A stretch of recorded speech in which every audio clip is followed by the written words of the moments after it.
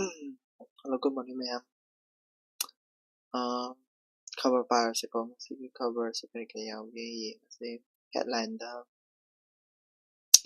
Each minister handle his responsibility, says Goyal on trade deal Russian oil.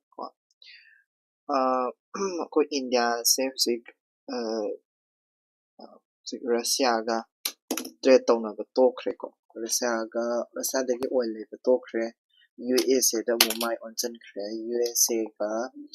koigi yamna so ba nadi reciprocal tariff tusu I think the 100 gram ni ko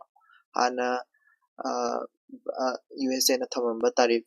50% tariff to hujik 18% da 100 gram ni aduga koigi kaino su ID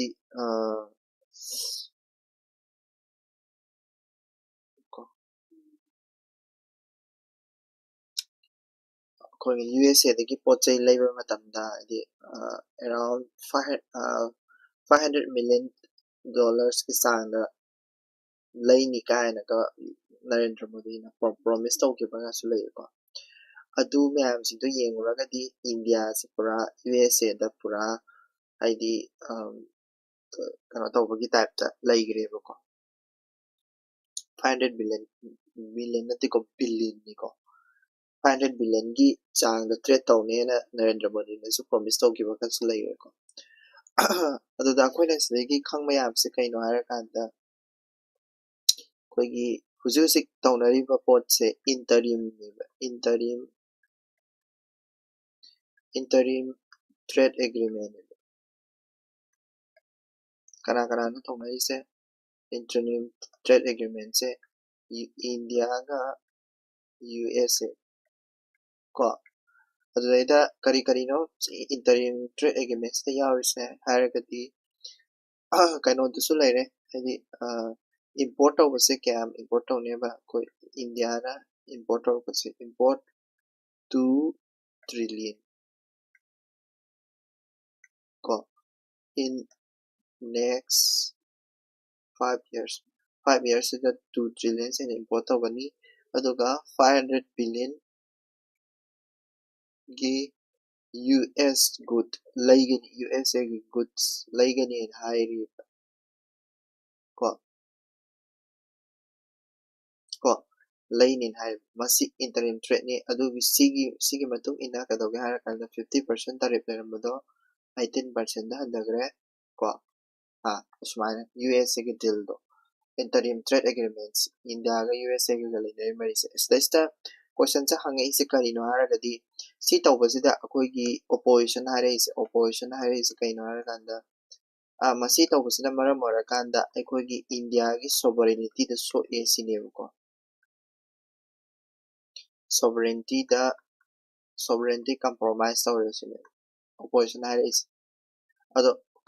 kari marang kina moy haris kari marang kina haragadi 500 billion trade tawba ise akoi India gi pothok tadi yam sok tu natural like koi gi 500 billion se taw taragadi akoi gi current koi gi trade deficit chu leirani natra adagi 2 trillion hena import of salak taradi current account deficit chu leirani adu taragadi akoi India gi sovereignty du so e meaning di kaino harakanda akoi hana Russia dagi oil se leirambane hujikti tokre Russia dagi leitre USA dagi direct leigre aduna tapadi akoi isana ai Russia ga lei afaba mari thamage kaina ga sovereign oina haitare ko independent oina khanjabai wakhan do amta leitre sinebo bosena haise akoi country se USA gi mikha polaga lebaga manare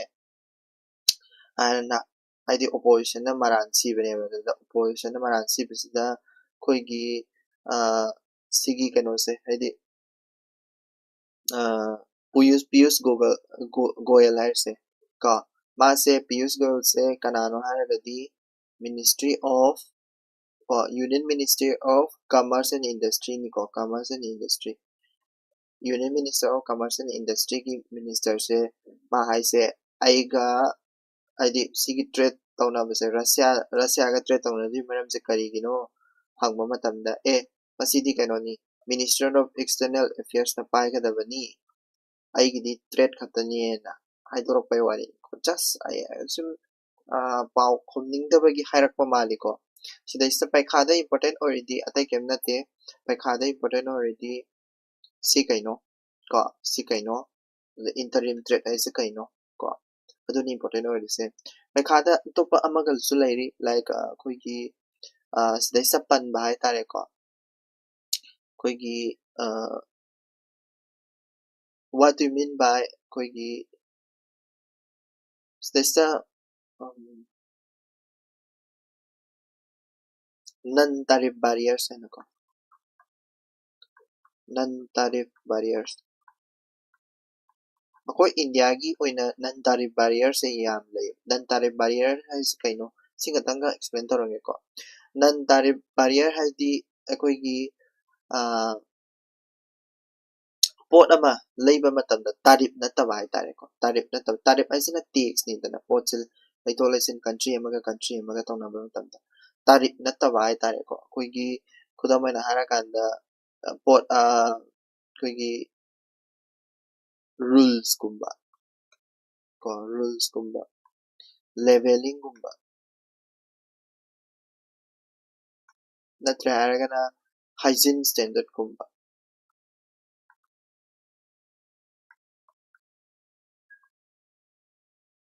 ko koi country amaga trade tawna matam sida siden si trade toroko matam sida trade sida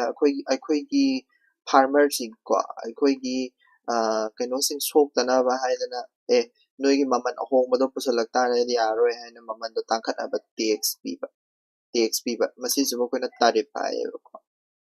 kaigino tarif akoina tarif ena pirise kaigino haragadi akoi gi farmer sing sina lupa yankai pi yankai jo kano se puthu eba cotton se lupa yankai pi dana puthu eba sida su cotton gi ama hairi ko cotton se lupa yankai pi dana puthu eba adubu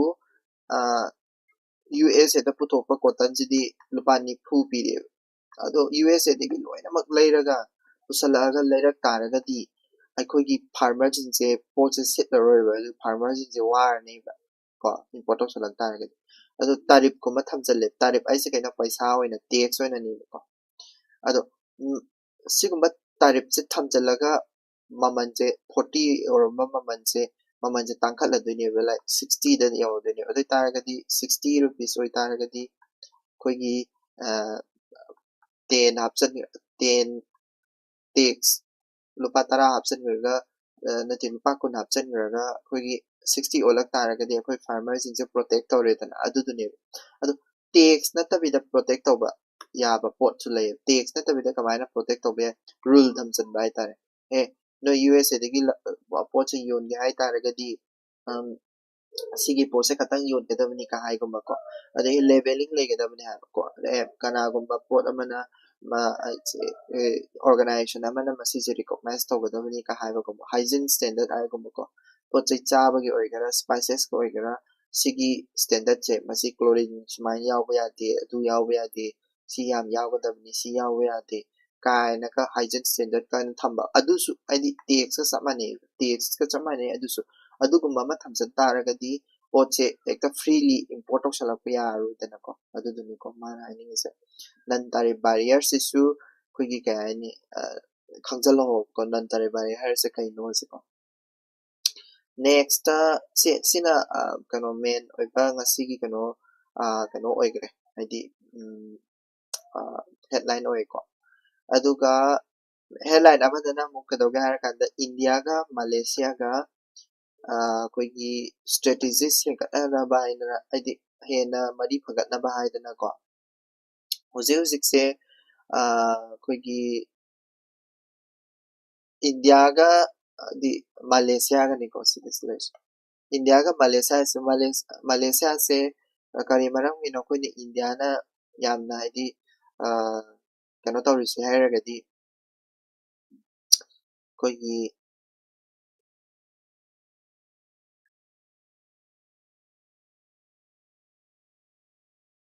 ꯑꯍꯥꯟꯕꯗ ꯑꯦꯛ ꯏꯁ policy ꯑꯃ ꯂꯩꯔꯦ ꯑꯩꯈꯣꯏꯒꯤ ꯏꯟꯗꯤꯌꯥꯒꯤ ꯑꯣꯏꯕ ꯀꯩꯗꯧꯕ ꯏꯟꯗꯤꯌꯥꯒꯤ ꯑꯣꯏꯕ policy ꯑꯃꯈꯛ ꯂꯩ ꯑꯦꯛ ꯏꯁ policy East policy is na mara morakana koi Malaysia zika relationship thami ko India Malaysia se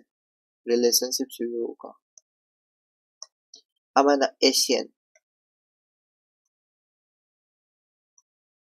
ko Asian habadi kaino Asian habadi akoina Association of Southeast Asian Nation habadi ko Asian se country kya sui country hana tara lermi hujik tara ma thoi sugre ko tara ma thoi se akoina ningsingge or koi kaino tawge haragadi kano dagi lao koi gi makha dagi lao Indonesia lere ko adagi Malaysia lere ko makha dagi dum laksi adagi Philippines matairom da salasi Philippines ko adagi Singapore moi marakta leibani ko adagi Thailand ko Thailand adudaga kanodam tabuk salasi Brunei Vietnam thangnare ko Laos Myanmar Cambodia aduga 2000 kanoda 25 ta inau no yauba Timor Leste ko si harizing se Asian nation nga tani ko sige Asian nation sig Asian siga koi India ga so pa mari ma leine karamba mari no haragadi koina madugi mari dubu koina kari kauge harakanda Asian anati Indian ko Aitiga ko sige mari se kaino Aitiga se kaino Asian Indian India trade in goods ko agreement na laineba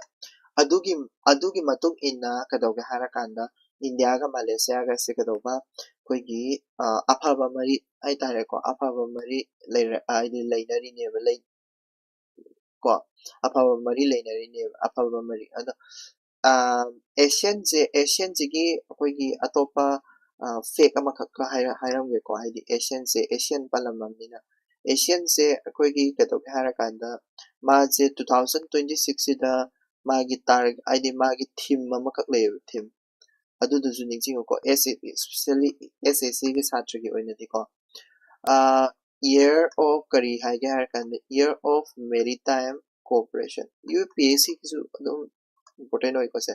year of maritime cooperation haeba ko sis cooperation ko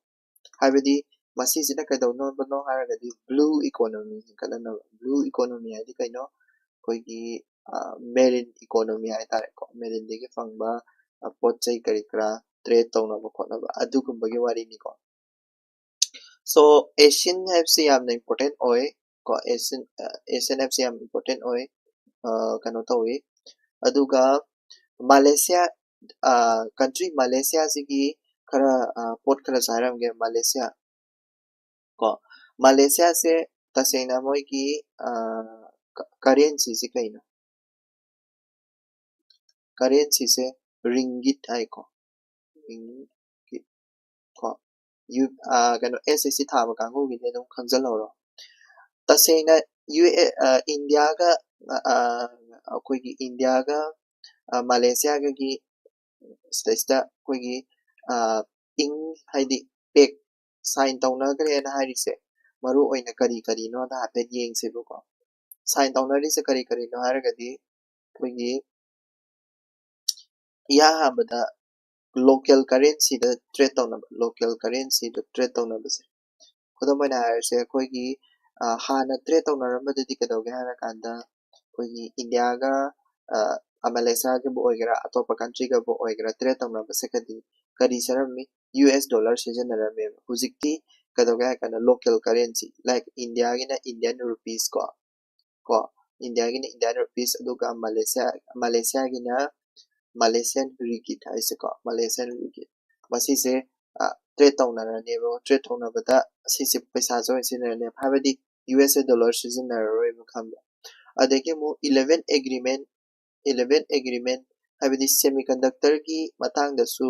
agreement ꯑꯃ sign ꯇꯧꯅꯩꯕ semiconductorꯒꯤ ꯃꯇꯥꯡꯗꯁꯨ ꯀꯣ semiconductorꯒꯤ ꯃꯇꯥꯡꯗꯁꯨ ꯑꯩꯈꯣꯏ semiconductor manufacture ꯇꯧꯕ trade ꯇꯧꯅꯕ ꯑꯗꯨꯒꯤ ꯃꯇꯥꯡꯗꯁꯨ ꯀꯣ ꯑꯗꯒꯤ ꯑꯇꯣꯞꯄ ꯑꯃꯅ ITꯒ ꯉꯁꯥꯏꯒꯤ ꯑꯩꯅ ꯍꯥꯏꯕꯗꯣ ITꯒꯒꯤ ꯃꯥꯒꯤ ꯉꯁꯥꯏꯒꯤ Asian Indian Trade in Goods Agreement say ꯃꯁꯤꯁꯤꯁꯨ review ꯇꯧꯊꯣꯛꯑꯦꯀꯣ ꯑꯗꯨꯒ ꯑꯇꯣꯞꯄ ꯍꯥꯏꯗꯤ ꯁꯤꯒꯤ trade agreement ꯁꯤꯡꯁꯤꯒꯤ focus ꯁꯦ ꯀꯔꯤꯅꯣ ꯍꯥꯏꯔꯒꯗꯤ ꯑꯌꯥꯝꯕꯅ AI ꯀꯣ digital technology health ꯀꯣ ꯑꯗꯒꯤ food security ꯀꯣ ꯁꯤꯗꯅꯤ ꯀꯣ ꯑꯌꯥꯝꯕꯅ ꯀꯣ ꯑꯗꯨꯅꯤ ꯑꯗꯨꯒ ꯀꯩꯗꯧꯒꯦ ꯍꯥꯏꯔꯀꯥꯟꯗ ꯃꯥꯂꯦꯁꯤꯌꯥꯁꯤꯁꯨ ꯑꯩꯈꯣꯏꯒꯤ ꯏꯟꯗꯤꯌꯥꯒꯤ ꯌꯥꯝꯅ ꯐꯕ ꯃꯄꯥꯡ ꯑꯃꯅꯦꯕꯀꯣ ꯃꯥꯂꯦꯁꯤꯌꯥꯁꯦ ꯀꯔꯤꯒꯤꯅꯣ ꯑꯩꯅ ꯁꯤ ꯀꯔꯤꯒꯤꯅꯣ ꯍꯥꯏꯔꯤꯁꯦ ꯍꯥꯏꯔꯒꯗꯤ ꯃꯥꯂꯦꯁꯤꯌꯥꯁꯤꯅ ꯑꯩꯈꯣꯏꯒꯤ ꯏꯟꯗꯤꯌꯥꯁꯦ ꯌꯨꯅꯥꯏꯇꯦꯠ ꯅꯦꯁꯟ ꯁꯦꯀ꯭ꯌꯨꯔꯤꯇꯤ ꯀꯥꯎꯟꯁꯤꯜꯗ ꯄꯔꯃꯅꯦꯟ ꯃꯦꯝꯕꯔ ꯑꯣꯏꯅ ꯌꯥꯎꯅꯕꯒꯤꯗꯃꯛꯇ ꯁꯞꯄꯣꯔꯠ ꯇꯧꯕ ꯃꯤ ꯑꯃꯅꯦꯕ ꯁꯤꯁꯨ ꯃꯔꯨꯅꯤꯀꯣ ꯍꯌꯦꯡ ꯄꯣꯏꯟꯇ ꯃꯥꯂꯦꯁꯤꯌꯥꯒꯤ ꯁꯞꯄꯣꯔꯠꯁꯦ ꯀꯔꯤꯅꯣ ꯍꯥꯏꯔꯒꯗꯤ ꯑꯗꯨꯗꯣ ꯑꯣꯏꯗꯣꯏꯅꯤꯀꯣ ꯑꯗꯨꯗꯨꯒ ꯍꯥꯏꯗꯤ ꯑꯇꯣꯞꯄ ꯀꯩ ꯍꯥꯏꯅꯤ ꯃꯥꯂꯦꯁꯤꯌꯥꯅ ꯀꯩꯅꯣ ꯇꯧꯕ ꯍꯥꯏꯇꯥꯔꯦꯀꯣ ꯁꯞꯄꯣꯔꯠ ꯇꯧꯕꯁꯦ ꯃꯥꯂꯦꯁꯤꯌꯥꯁꯤꯁꯨ ꯆꯥꯏꯅꯥꯒꯤ ꯍꯥꯏꯗꯤ ꯏꯟꯐ꯭ꯂꯨꯌꯦꯟꯁ ꯌꯥꯝꯅ ꯇꯧꯕ ꯍꯥꯏꯇꯥꯔꯦ ꯆꯥꯏꯅꯥꯅ ꯌꯥꯝꯅ ꯍꯥꯏꯗꯤ ꯆꯥꯏꯅꯥꯗꯒꯤ ꯍꯥꯏꯗꯤ ꯂꯥꯞꯊꯣꯛꯅꯤꯡꯕ ꯀꯟꯇ꯭ꯔꯤ ꯑꯃꯁꯨ ꯑꯣꯏꯕꯅꯦꯕꯀꯣ ꯑꯗꯨꯗꯨꯅ ꯏꯟꯗꯤꯌꯥꯒ ꯍꯥꯏꯗꯤ ꯆꯥꯏꯅꯥꯒꯤ ꯏꯟꯐ꯭ꯂꯨꯌꯦꯟꯁ ꯆꯪꯗꯅꯕꯁꯨ ꯏꯟꯗꯤꯌꯥꯒ ꯇ꯭ꯔꯦड ꯇꯧꯅꯅꯕꯒꯤꯁꯨ ꯃꯔꯨ ꯑꯣꯏꯅ ꯃꯇꯦꯡ ꯍꯥꯏꯗꯤ ꯀꯩꯅꯣ ꯇꯧꯔꯤꯅꯦꯕ ꯍꯥꯏꯗꯤ ꯐꯣꯀꯁꯇꯣ ꯄꯤꯔꯤꯅꯦꯕꯀꯣ next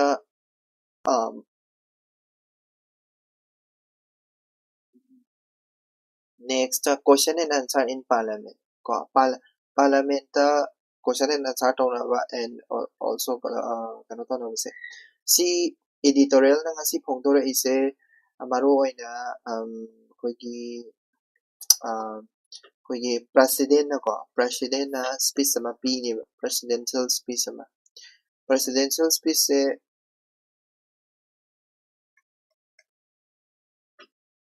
speech ko ko sije both parliament ni ko both parliament both house to ko house ani makta presidential speech pi ne masigi presidential speech pi bisibu article karam yawge harakanda article 87 ko yawega ko haidi first session comments torpa matamda first session comments torpa matamda presidential speech pi ne ko article 87 si UPSC point yam important oibani ko and masigi presidential speech se kanana semdoino haragadi government ko haidi kanona government semdoini moina government adu president sina pathokpa khatane just president na speech bi haisa bani president na pathokpa khatane moina semdi kanana government na semdoini adu duga kadoga hara kada masigi presidential speech se masi se this koigi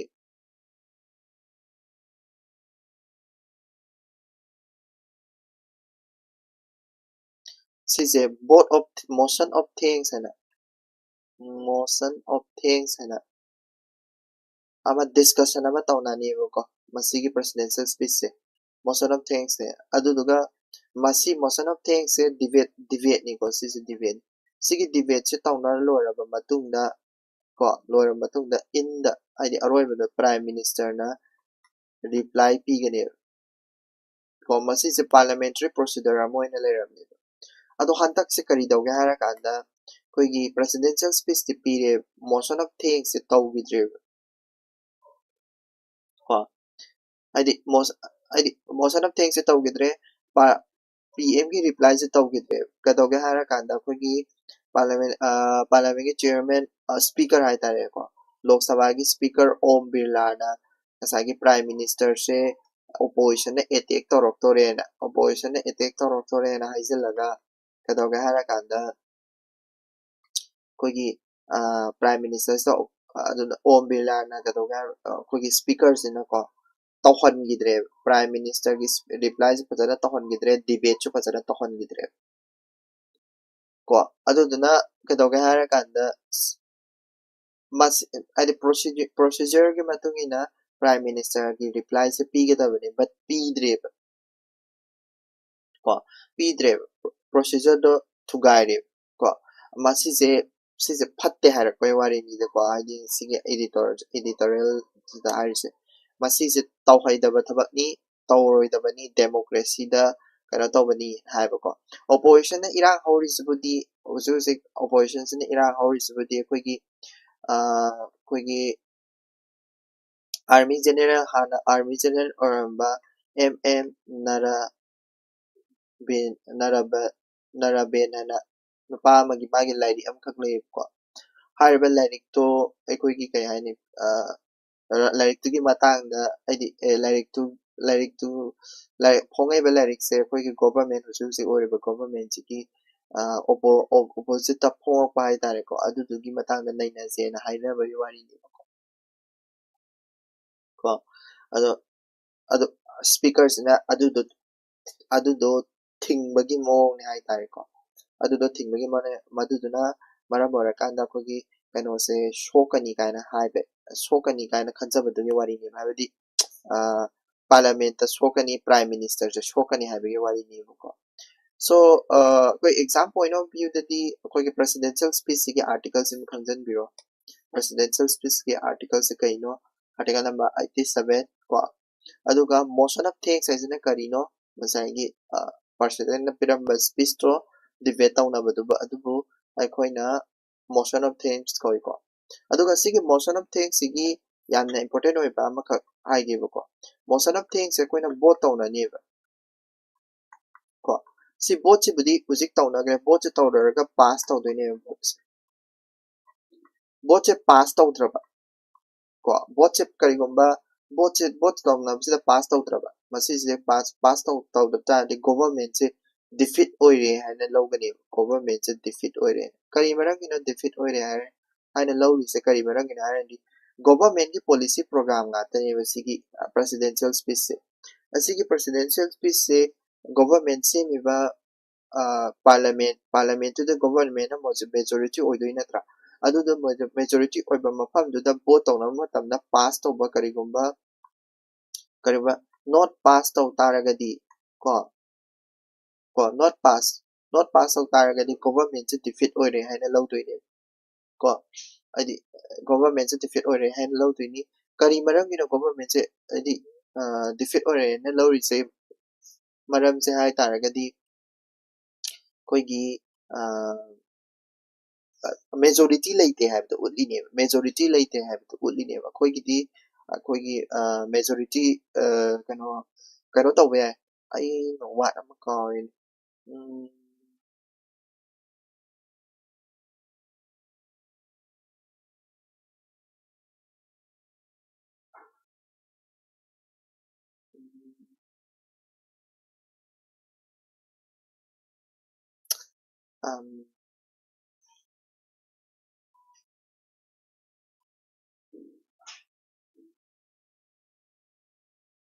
asai se ka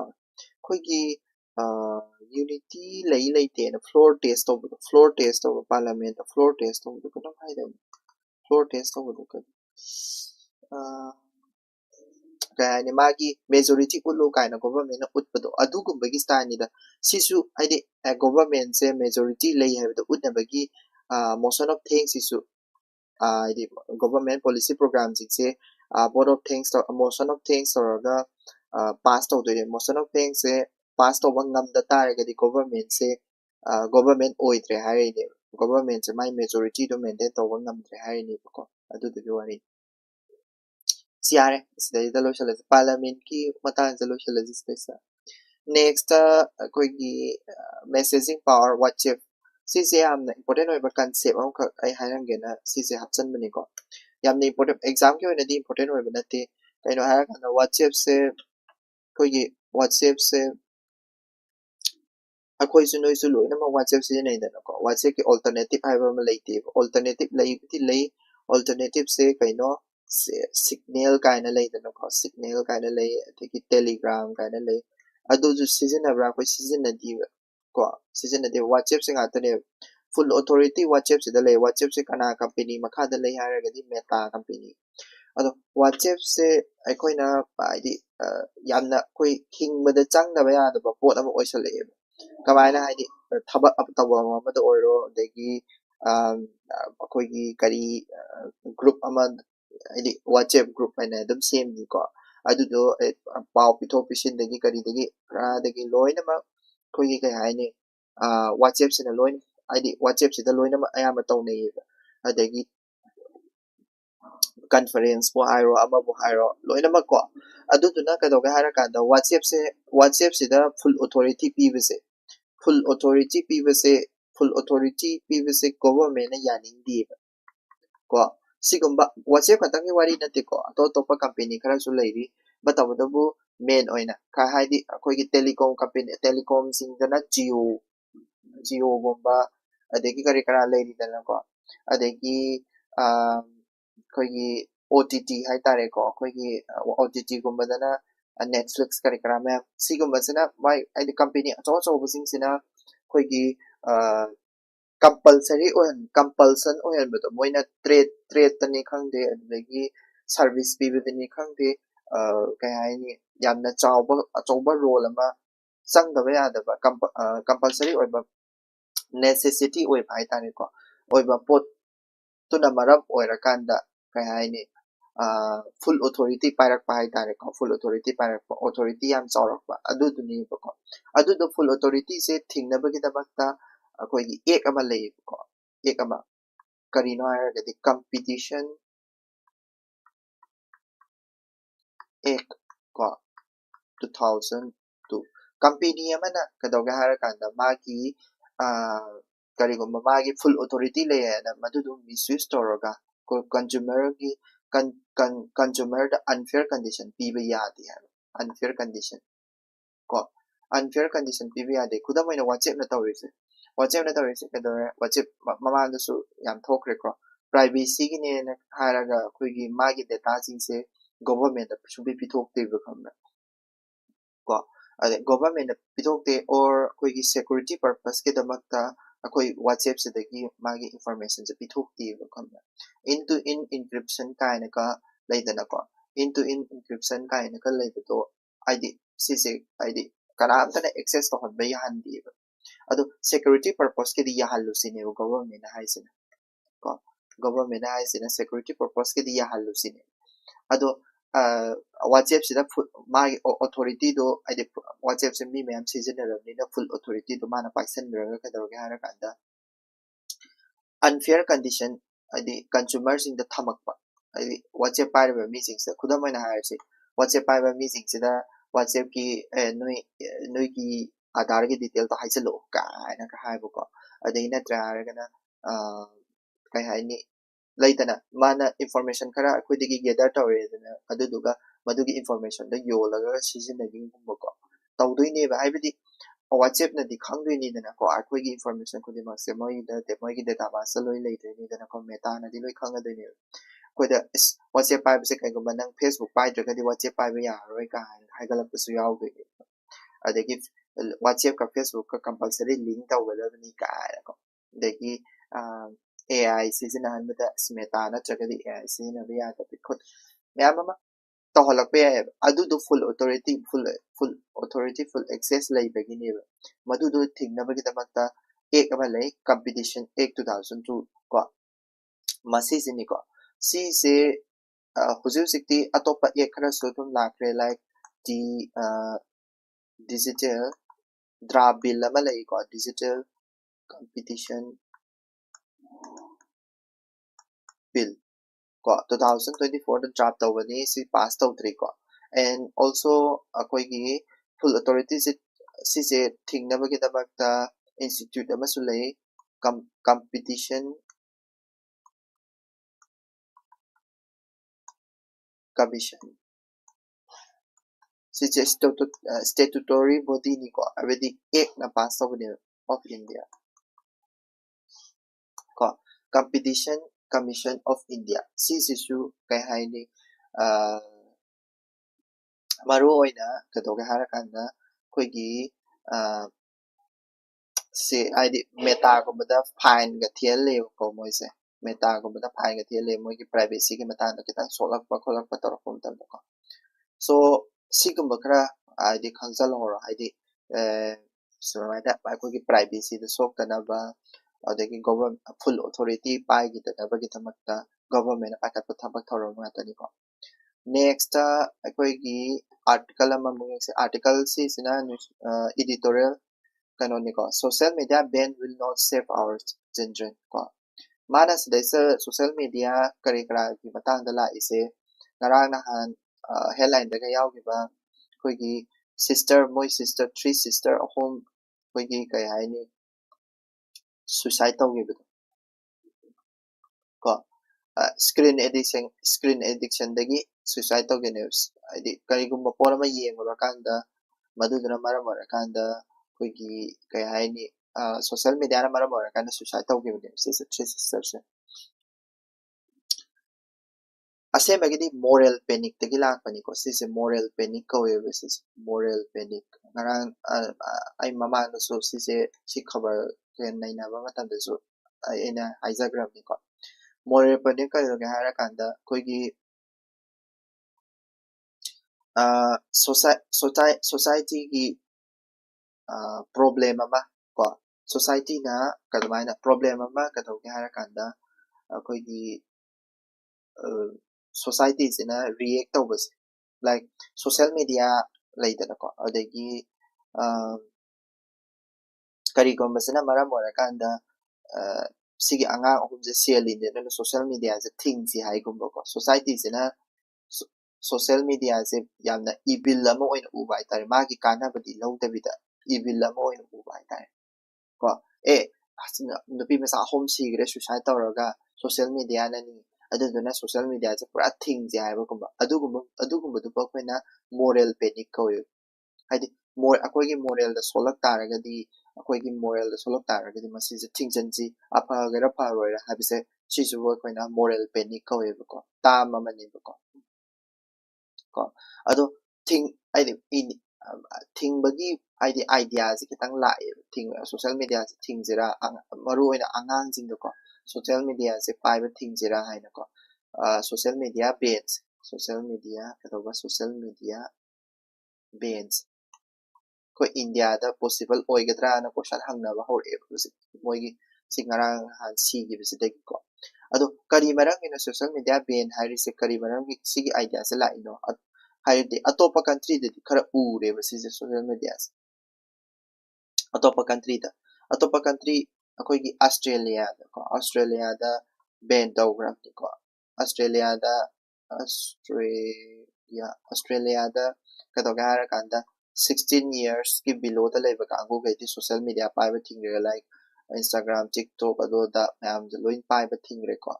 adagi kaino da su id Switzerland Spain or man Spain da su kadogara kanda ko gi 16 years ki makada internet pai ba thing re kai gumba pairam taraga di fine thiba dagi ek iban lo kan pa criminal activity criminally liable or pursue ya ko ado smaina thing base thing jira sine haina reis ide pose sing maina thing base ako India da phagadra sine hai reis phagadra pharoidra haibadi ai harake ko sigi article sigi matuk ina hai article sigi matuk ina di bahai se social media se pura thing basdi sidi moral panic ni masidi haidi thing bada koida yamna maksa bala kani sine hires haidi argument man tore argument against ko ban haidi social media thing base masigi mayok tane man hires like technically ineffectiveness social media thing ba is kaino koina masi paigano ana thing badane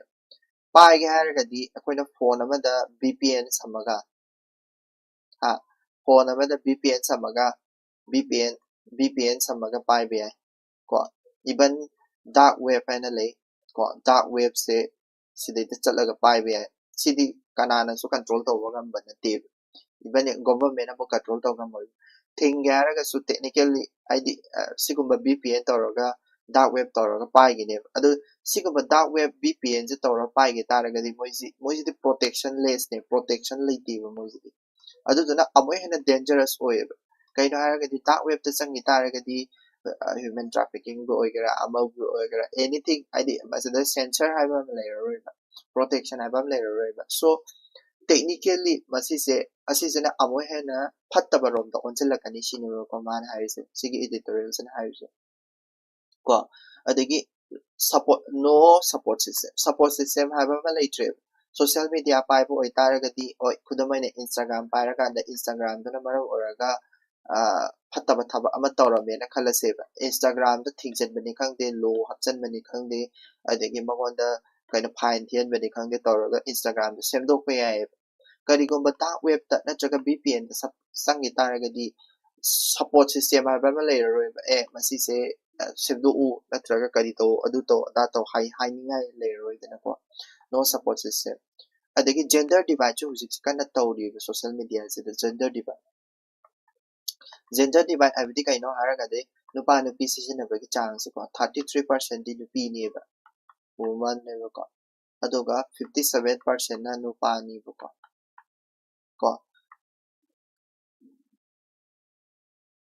ko masisina maru arakanda tasena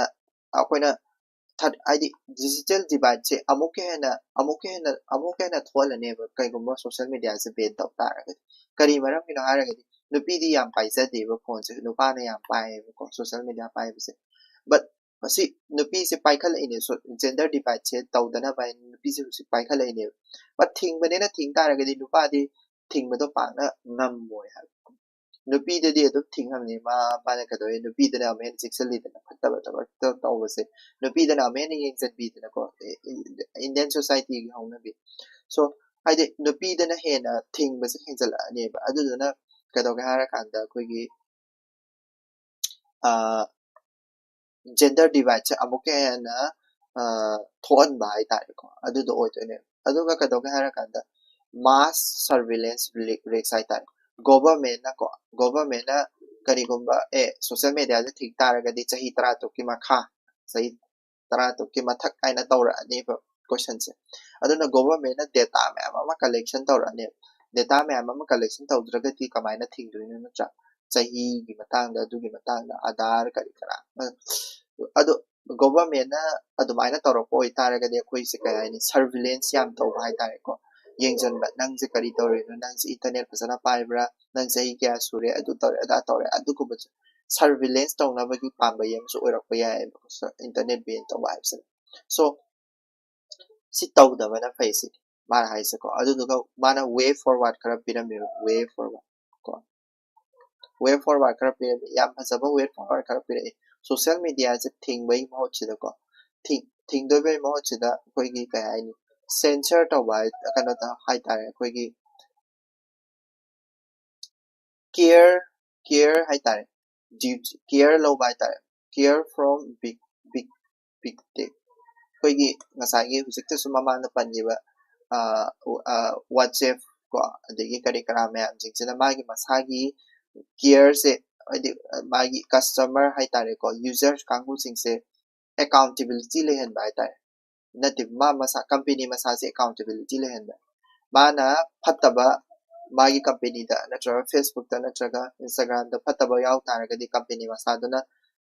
users into gi phana bagi da makta honabi ba ko hona han ba hai tare ko adagi independent oiba regulator ama thamba like koi gi ministry of kadoga hara kanda ministry of Ministry of Electronics and Information Technology MIT harise sisi independent body na tebe MIT na ya ma control taweba ngasai gi information technology sigi kaida software kari karagas se sisi tahonda ba tare independent body ema sahan ba tare ko adu gumba tu sukana ne adagi research yam tawba di koi gi thigat pa khokat pa koi gi kai ai ni local research haitare koi India ki oiba data se khongat pai tare India dadi users in se kari kari tawi karam bane hena kari pai social media se paraga kari hena tawi kholi kai se chigat pa adugumba ko adugumba su haidi since kana ni sine ko hai se ko aduni akoi ki India ki oina di koi ki legislatively haitare ko law gi mat koi ki law karam karam ba lei ge haraga di DPDP Act 2023 Digital Personal Data Protection Act haibani ko sisida aidi huzik sise develop kana tawrini ko rule ga semdara kota masda ista rule hapsandana khosandana sigi social media ki matan sida hena thingbai mo sida ko hena accountability la helba usiki way forward sinse ngam han bai tare ko adugumba se sigi editorial sin highlight torami ko aisu yani ko sidi social media se direct thingbai mo sida aidi effective oina chalai han bade hena phani na khale kai na har gadi koigi social media se koigi kan hani debil ne na khala sai good ne na khala sai apa bane na khala sai phatta bane khala sai sijina bane makha pon bane ko aduna thinga gadi amuke na phatta ba on garne ko Myanmar gi mata na mo lai Myanmar gi sige ni su article su yam phasai ko Myanmar gi matang gi article ni sida Myanmar da hantak election tawe election tawsida koigi Myanmar gi party ani lai ko party ani se karam karam party no hara kandi USDP har sida kaino Union Solidarity and Development Party har ko mana election jam ngam gre ko masi se koigi Myanmar gi weba mogi military Myanmar military na support tawba party ni basisa aduga atopa amana kaino atopa party amana NLD na National League of Democracy ko moi sidi fellow re moi opposition ni sisi NLD ai se su Aung San Suu Kyi habra kaino adugi party to ni ko sise moi party se fellow re husik Aung San Suu Kyi se jail da lai re ko ad adi vote tawnaba matamda hantak vote tawnaba matamda USDP ne kagre ko adubu vote se yam fair oiba vote nativa like akoigi voter participation se 55% kumba khatani adegi town 265 330 level mana 265 khatani vote hada nagri se ko aduduna yamna haidi yamna kano tawba yamna democratic oiba vote natte adubu akoina sigi ingse parikha ge khalaga yenga se parikha ge khalaga kari tawge har kana Myanmar ga koi ga India ga koi ga relationship se kamain tawge Myanmar ga koi ga relationship se India ga yamna apaba mari puti oi habati ade India ga Myanmar ga se ko ko ado India ga Myanmar ga se yam apaba mari puti lai habati ade koi gi policy of non endorsement haina amakak koigi India na salai endorsement habati kaino mat aidi khut thingjadaba Myanmar na torakpa khudimak se India na khut thingjadeba like election tawgera ado ama tawgera India gi diga tawgera har kana magi personal capacity da like koigi operation Burma kaina ko operation Burma se mamang se gi ko operation Burma na koigi Myanmar da koigi earthquake achawa thokidana ko adugi earthquake achawa da mateng paana bagina makta operation Burma se tawgibne India na ko mateng paana bina doctor kari pathadana so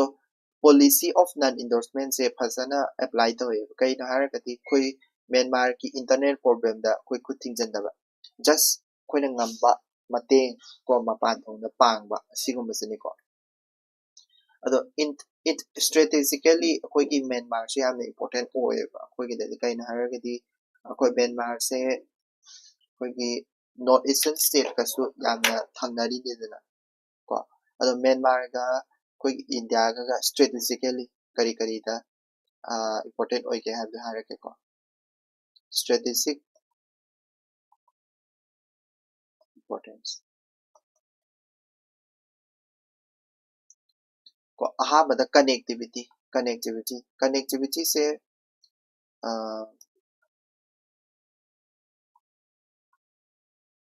connectivity को lump fauna बगी से lump fauna पे मता सिदा कोई सिसे एक इस policy के मखा दबती होई दोनी एक इस पॉलिसी के मखा दा कोई कनेक्टिविटी अनी खक ले को म्यांमार फारगा चटपा अमना Kaladan multi modal transit transport project को अदगी सिसना अमना कदोगा कद India Myanmar Thailand trilateral highway सिजुदुम आईडी कइनोदा दम हंग लेराबनी को मैपिंग गुमला दम हंग लेराबनी सिलेरेको अहाम कनो कलादान प्रोजेक्ट तुना सिलेरेको कोई आइजोल दगी आइजोल दगी मिजोरम के कनो आइजोल दगी लांगलाई जोरीपाई को अदगी करी कलेत्वा पालेत्वा से पालेत्वा से पैखादा हंगरेको पालेत्वा से की अमो कदोगा हरा कांदा म्यांमार की करम पोर्ट सिटवी पोर्ट सी अहान बगी सी की सरुक्सिना रोडवे नी को आइदे सी की Kaladan multi modal transit transport project से सी की जना रोड नी को लंबे नी असदुगा सी जना वाटरवे नी इसिंग लंबे ने सी कनोदा रिवर द चेन लंबे ने को सिसिबो अदुगा माना कलादान है से कइनो कलादान है से what do you mean by Kaladan है से कइनो हारगदी रिवर ममिंग दि सिगी हुजिकी हारिबा चेलिबा रिवर से सिगी ममिंग ने अदुगा कदोगा हार काना मागा कोलकाता गा जो सबने सी रूट को अदो तसेमबगीती आइजोल दगी हौरगा सिटवे पोर्ट स्माइना तौबसे सिसिबो कुना कलादान प्रोजेक्ट का Kaladan multi modal transit transport project हार खमना दुनिया को कनेक्शन निको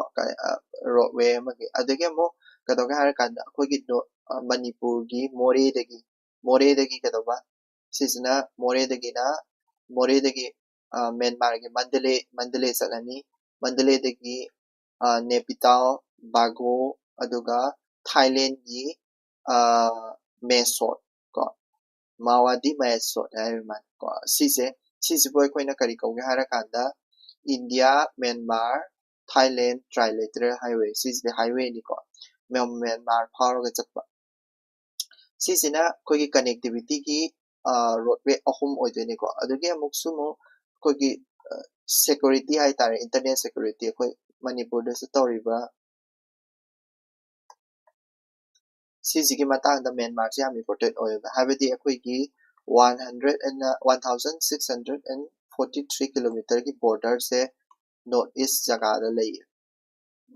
म्यांमार को अरुणाचल नागालैंड मणिपुर मिजोरम की बॉर्डर से को अदगी रिफ्यूजी खतंग द को कोई इंडिया द चंगा को रिफ्यूजी खतंग द 90,000 हेन गरे को अदगी फॉर क्राइम याम थोए म्यांमार दगी तौरगा साइबर स्कैम याम तौबदो साइबर स्कैम सेंटर से म्यांमार याम लेगल को अदुनी यानी को अदुन म्यांमार का लेनबा मरी हारगती सिसिने हुजिक फावगे ने अदुगा सिगे आर्टिकल दसो हाइलाइट तौरबजे सिगतने को अतोपा आर्टिकल अमा मुंगेंसी स्ट्रेटेजिक इंपोर्टेंस लाइ अतोपा आर्टिकल अमा मुंगेंसी like why did clouds plug in spook market ko see important oibidina te but pot ama ka hairam ge tawani haidi sigi padrasu ai happy haiba ke cloud ai se sisi plug in ai se kaino ai kaino ne ba agent ne ai agent ne को AI is any spook market है थी कहीं कोई की Sensex अदगी करी करा ले रही मैम को मार्केट तो सोले है इसे करी मरंगी नो सिने कोई की क्लाउड एन ले को क्लाउड को ꯊꯕꯛ ꯇꯧꯅꯕꯒꯤꯅꯤ ꯀꯣ ꯁꯤ ꯀ꯭ꯂꯥꯎꯗ ꯀꯣ ꯍꯥꯏꯁꯦ ꯑꯩꯈꯣꯏꯒꯤ software company amakakni cloud co sida kadawga harakanda anthropogenic aina anthropogenic aina anthropic aba sorry anthropic aina AI gi startup amaka leyeba ko masi jina cloud co ta ko gi plugin hai tare plugin hai bidi ko gi plugin habidi akhoi gi kano makhal amani ko haidi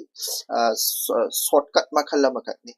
plugin sina kadawga harakanda cloud co sida plugin khara hapsale sigi plugin sina kadawga harakanda worker mayam ama replace to worker replace to am to software worker mayam ama replace to ade khudamana haise koi gi Infosys company ga le ko ade software company ga tani ko Infosys company ga le ade gi farm mayam ama le ba koi gi kono da kari haini koi gi software company se koi India da yam le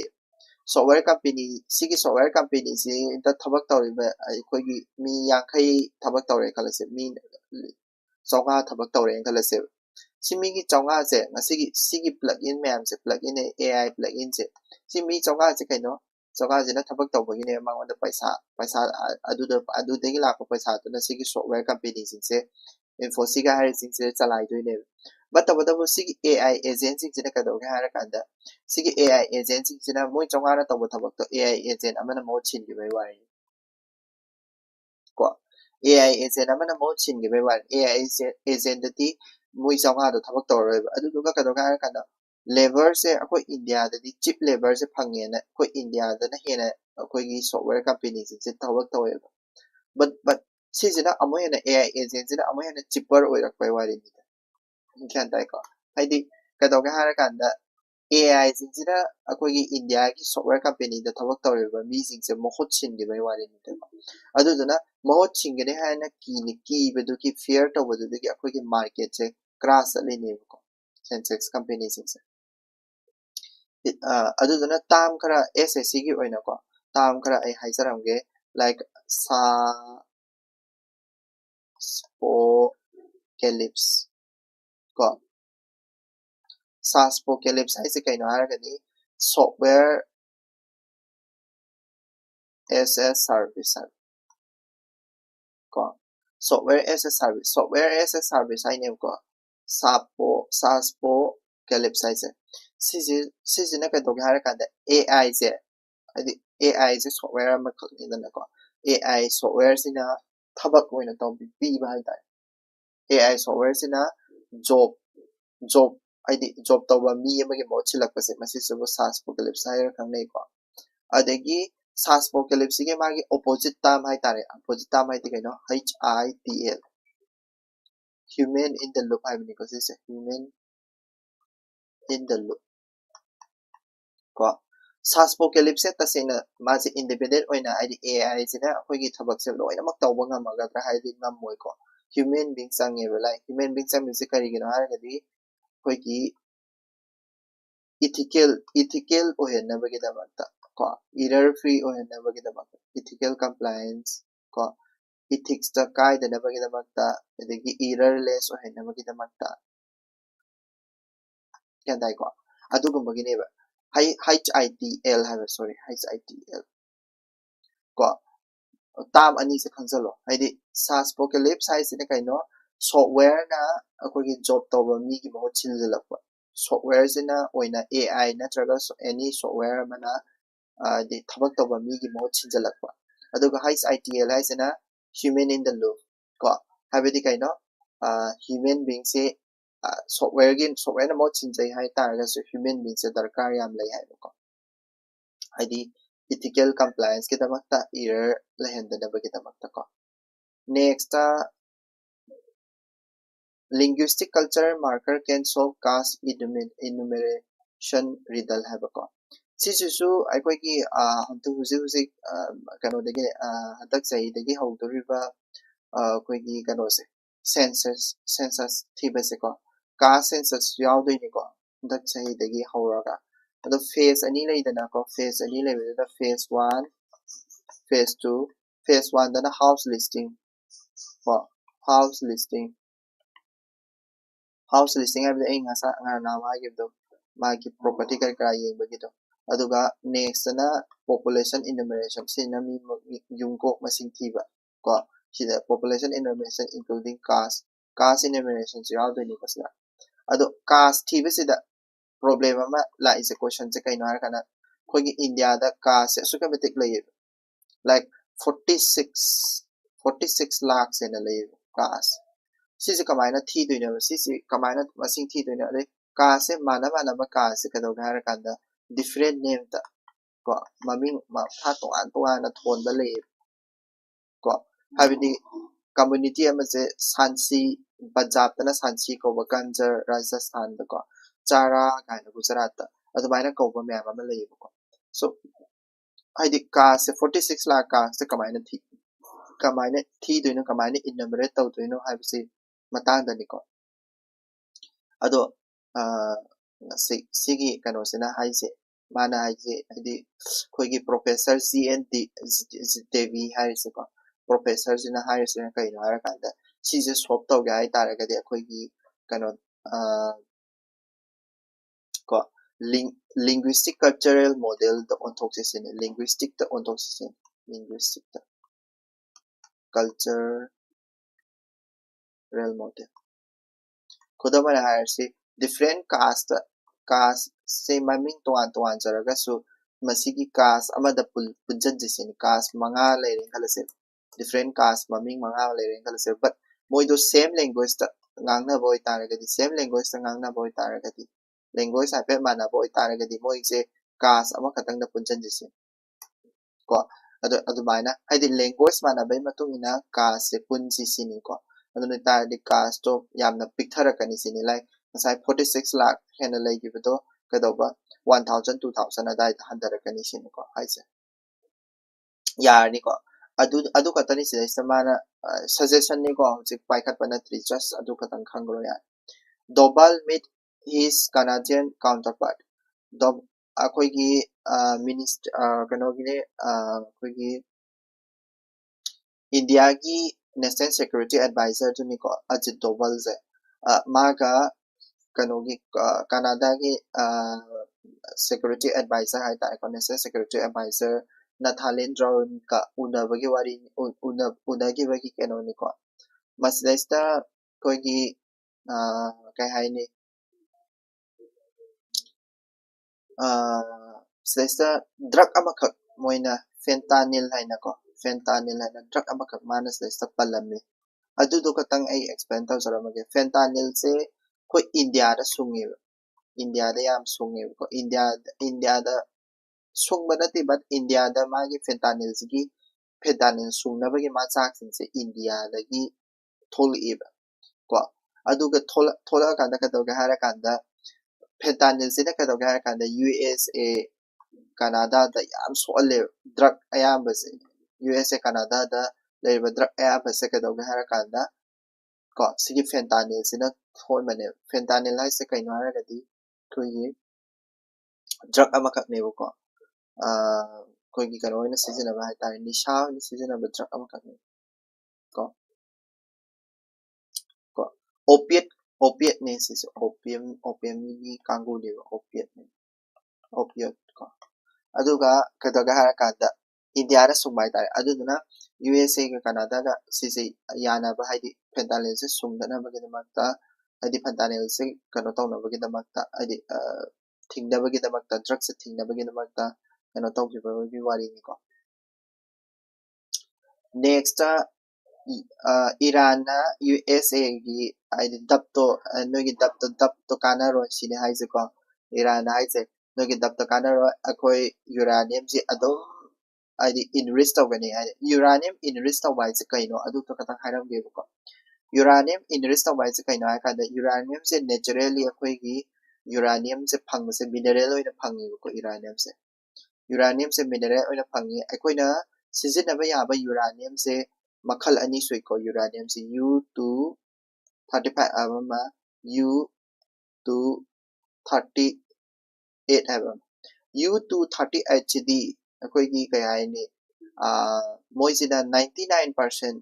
yaw gal leba yama naturally mineral phang khalase ꯑꯗꯨꯗꯩꯗ U238 sina hele U235 U235 di almost 0.7% mo khatane yaudisi 0.7% ko aduduna asembagidi U235 sineba koigi nuclear gi khulai daga seasonary ba aduga kanos ma yaubagi chance 0.7% ne so masise aikoina kadawga hara kanda sigi 0.7% khak yaubase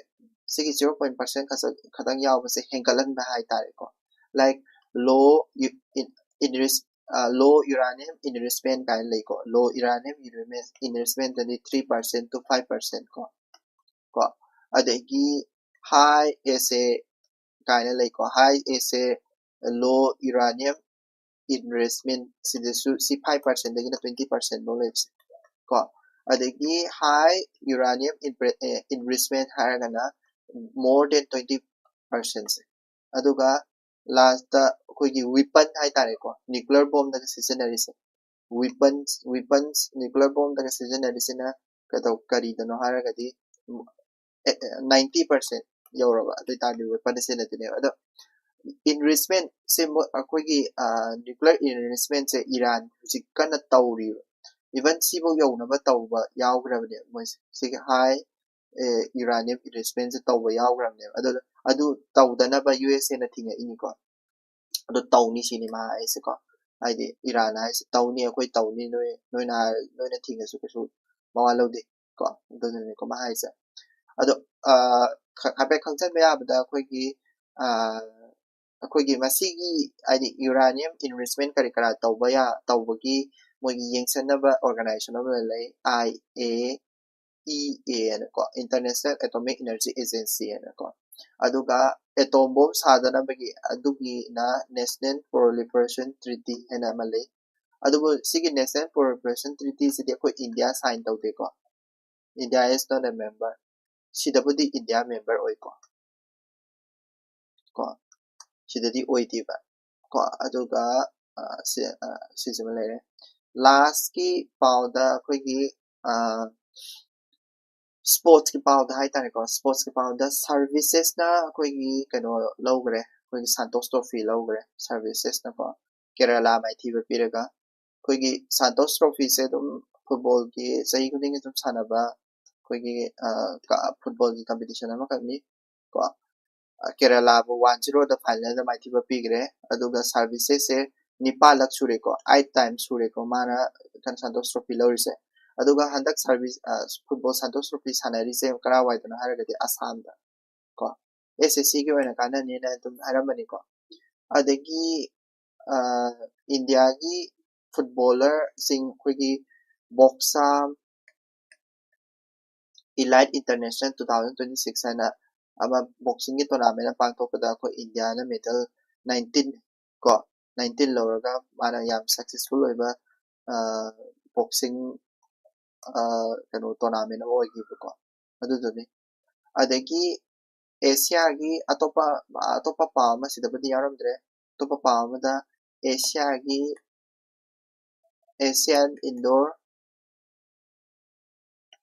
Athletic Championship 2026 ta akoigi India se medal taruk phange adu gold phangba nupa ko yawi Tejas wins Shankara ko heptathlon hai tare ko heptathlon da ko gold man thani gold phangis ko atai jo silver ani phangba yawi adagi bronze ama